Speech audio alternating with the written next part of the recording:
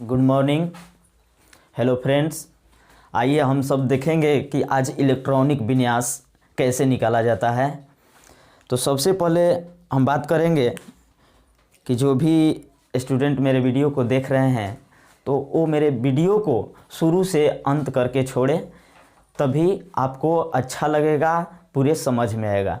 तो हम चलते हैं, इलेक्ट्रॉनिक विन्यास कैसे निकाला जाता है। इलेक्ट्रॉनिक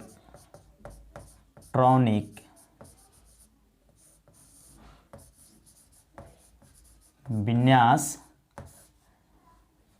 इसके बारे में जानेंगे।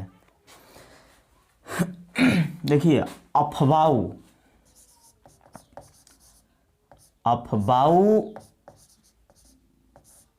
वैज्ञानिक थे जिसने इलेक्ट्रॉनिक विन्यास निकालने के एक अच्छा तरीका बताया, जिसने एस, पी, डी और एफ एक कक्षा है। इसने अफबाऊ जी ने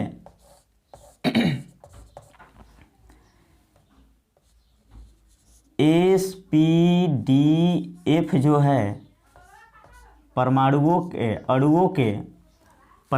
की संख्या को इसमें सेट कराना होता है।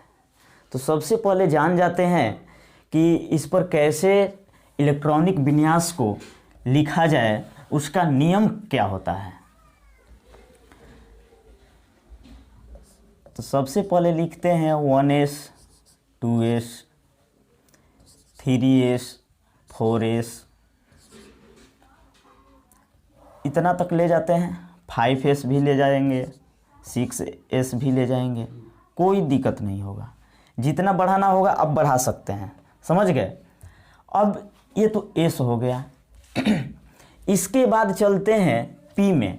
तो देखिए, एक छोड़कर यहाँ चलते हैं। ये 2s है ना, तो 2p लिखेंगे। क्या लिखेंगे?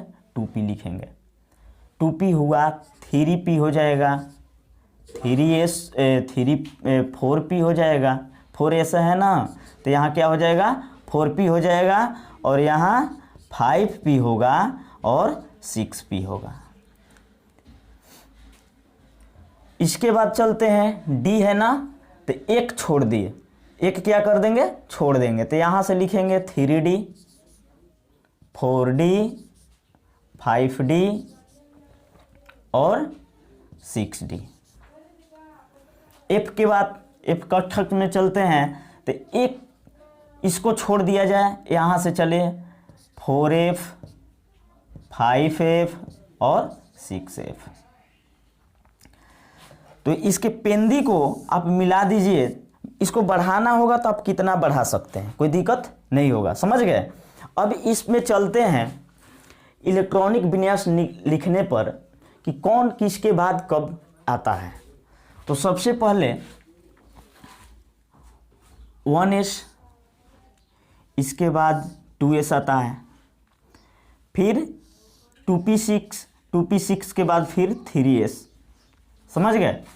फिर इसके बाद 3p और 4s, फिर 3d, 4p और 5s, 4d, 5p और 6s, फिर 4f आता है और 5d आता है और 6p आता है, 5f, 6d और फिर 6f। इस तरीक़ा से अब चलिए समझ जाते हैं किसी तत्व के परमाणु संख्या। जैसे ले लिया जाए Na, क्या ले लिया जाए? Na। इसका परमाणु संख्या कितना होता है? 11 होता है। कितना होता है? 11 होता है। तो इसका हमको इलेक्ट्रॉनिक विन्यास चाहिए। तो कैसे निकालते हैं? सबसे पहले 1s है ना, Na के परमाणु संख्या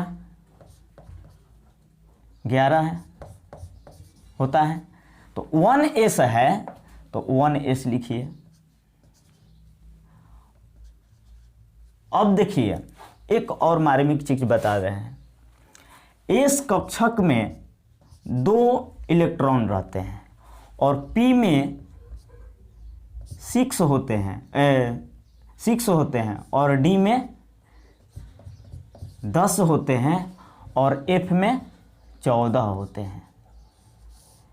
इस सभी के बीच 4 इलेक्ट्रॉन का अंतराल होता है। समझ गए? देखिए 2 4 6 6 4 10 हुआ, 10 4 14, बहुत अच्छे से समझे। तो 11 परमाणु संख्या होता है सोडियम का, Na का। तो इसके बाद हम कैसे सेट करें इलेक्ट्रॉनिक विन्यास निकालने के लिए, तो 1s के पास पहुंचते हैं। तो 1s में इलेक्ट्रॉनों की संख्या कितनी होती है?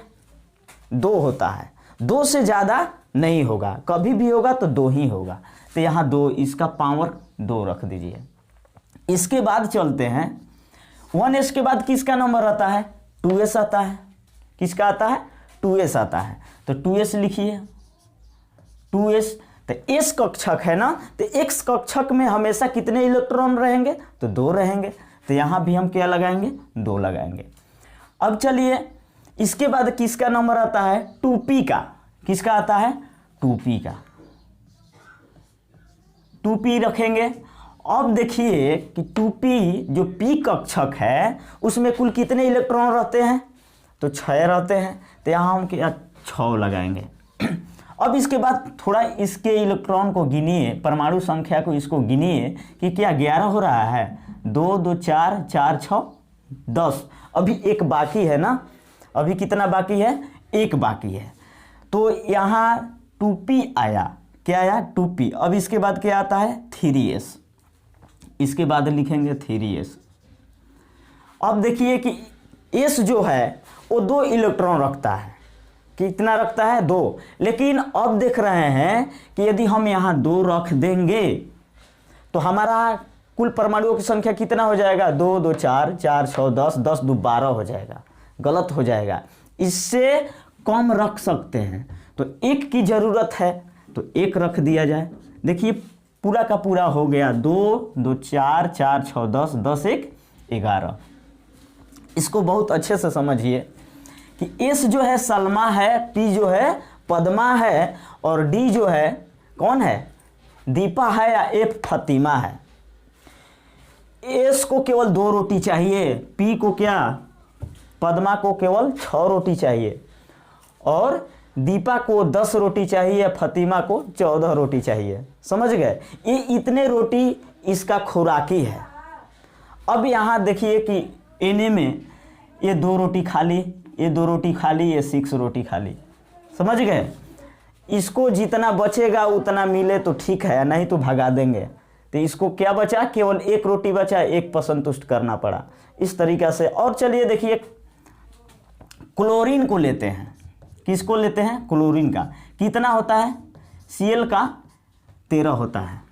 देखिए इसको भी हम करेंगे 1s2 2s2 2p6 और कितना होगा? 2 2 4 4 6 10 10 हुआ ना।